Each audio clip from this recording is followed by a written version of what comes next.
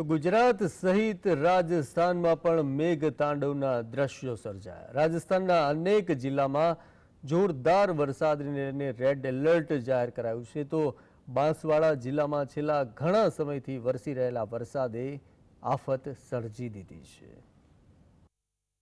રાજસ્થાનમાં છેલ્લા 5 દિવસથી જોરદાર વરસાદી માહોલ છે, જેને કારણે અનેક જિલ્લાઓમાં જનજીવન ખોરવાયું છે। ત્યારે બાંસવાડામાં ભારે વરસાદ બાદ અનેક રોડ રસ્તાઓ જળમગ્ન થયા, તો બાંસવાડા ઉદયપુર સ્ટેટ હાઈવે બંધ કરી દેવામાં આવ્યો છે। બાંસવાડા જિલ્લામાં મંગળવારે સરેરાશ 5.5 ઇંચથી વધુ વરસાદ નોંધાયો હતો। શહેરમાં આવેલા કાગદી પિકઅપ વિયર જળાશયમાં તમામ 5 દરવાજા ખોલી દેવાતા નજીકના અનેક ગામો પાણીમાં ગરકાવ થયા। ચારે તરફ પાણી જ પાણીના દ્રશ્યો નજરે પડી રહ્યા છે, તો બીજી તરફ પ્રશાસનિક અધિકારીઓએ પણ સુરક્ષાની દ્રષ્ટિએ કામગીરી શરૂ કરી છે। जब बारिश अगर ऐसे लगातार चलती रही तो भराव थोड़ा सा ऐसा रहेगा पानी का कि बारिश कम होते ही आधे घंटे भर में ये सारी निकासी निकल जाएगी पानी की। तो बाहर की तरफ निकासी इसमें ज़्यादा है, जो गांव की तरफ थोड़ी निकासी कम है तो वो आराम से निकल जाएगा पानी। इसीलिए प्रशासन घूम रहा है, अगर ऐसा कोई जनहानि हो तो तुरंत ही रैपिडली एक्शन लिया जाएगा उसका।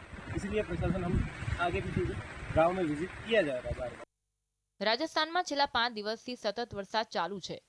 ઉદયપુરના ખેરવાડામાં 2 કલાકના વરસાદને કારણે હાઈવે પર પાણી ભરાઈ જતા સમસ્યા સર્જાઈ હતી, તો જાલોર જિલ્લામાં મુશળધાર વરસાદને કારણે માર્ગ પર પાણીનો જોરદાર પ્રવાહ આવ્યો હતો।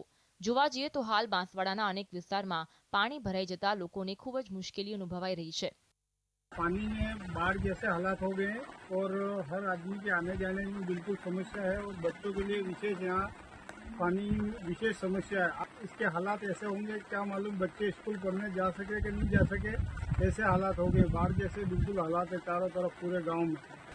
2 दिन से बारिश हो रही है और यहाँ कोई सुनने वाला भी नहीं है। जैसे बहुत बारिश होती है हमारे घरों में घुस जा रहा है पानी, हमारे बहुत समस्या होती है तो कोई सुन नहीं रहा है। तो ये बाहर निकलते बाल्टो वाल्टो से ऐसे करते हैं, क्या करें।